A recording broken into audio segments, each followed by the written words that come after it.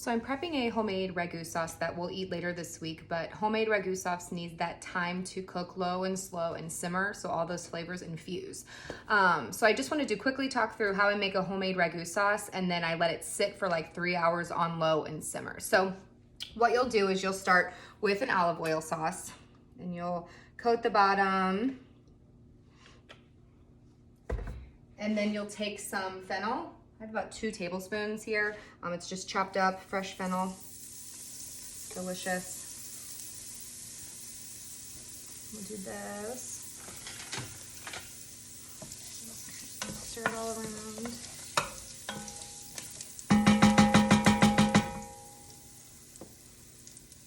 Okay, so what I like to do for a homemade Ragu sauce is I like a meat and vegetable kind of flavor. So when I make it, I'll do the fennel, and then I'll also take chopped up pancetta. I'll put that in.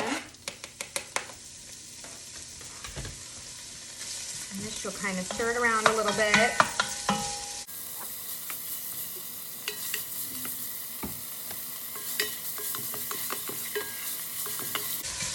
And you just want it to get a little bit translucent. And so then whenever you put, because then I'll add some ground beef to this as well. So you just want it to get a little bit translucent. And with the pancetta, I'll just go to the grocery store and I'll get like the cured one that's in like the deli package. And then I'll buy it, chop it up, and it works perfect.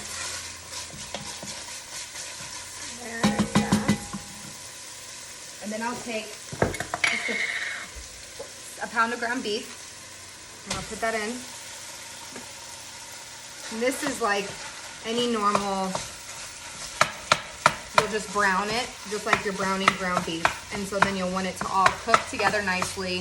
And then once it's done, you'll start adding all the other stuff. So just take a little time and occasionally stir it and get it all browned up. You'll want to mix it with the pancetta and get it all nicely mixed and let it brown.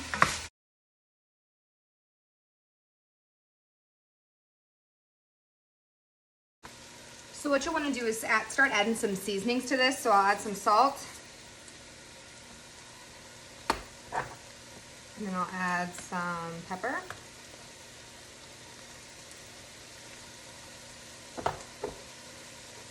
Some dried parsley.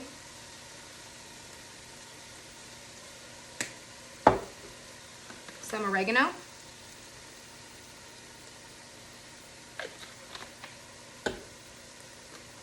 And then some crushed red pepper, about a teaspoon.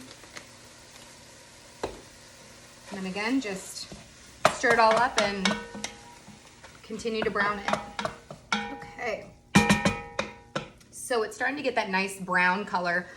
Sometimes people saute their veggies first and then add in the meat, but since this is gonna cook low and slow within the liquid, it doesn't really matter. All the flavors will get infused as you go. So I'll add in some onions, some minced garlic,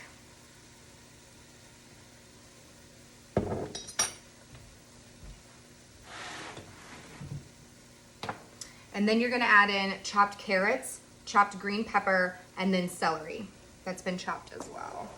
You're gonna put all this in, and like I said, all of it's gonna cook nice and slow.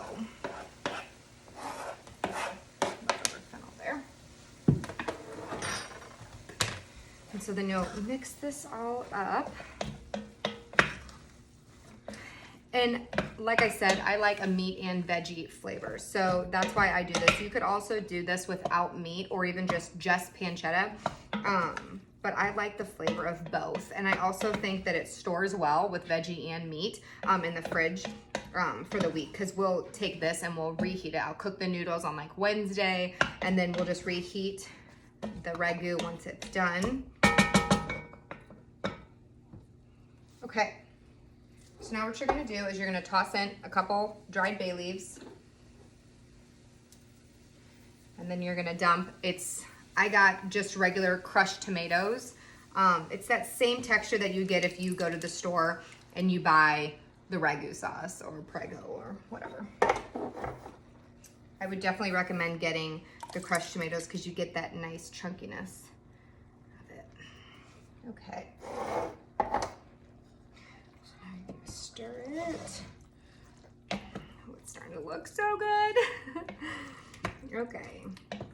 And homemade Ragu sauce is very easy. It just takes time for it to, you know, infuse all the flavors and to get it all nicely cooked together. It's nice. Okay, so all that is mixed together.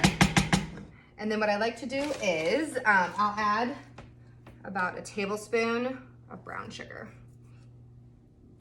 Okay. Okay, and I'll stir this all together. It looks so good. All right. And that's it. That is all it takes to make a homemade Ragu sauce. And so what you'll do is you'll put the lid on and you'll turn it on low. And I usually cook it for about 2 to 3 hours. And then you can either serve it immediately with, you know, boiled noodles, or you can put it in some containers and then put it in your fridge and just reheat it whenever it's ready to go. But definitely let it cook low and slow for a couple hours, just because the simmering is just what brings out all those flavors. And then also, if you want a little spice, you can put in jalapenos or anything like that. So this is really a great way to also incorporate any other additional flavors that you would like in your spaghetti and stuff. So I hope you try it.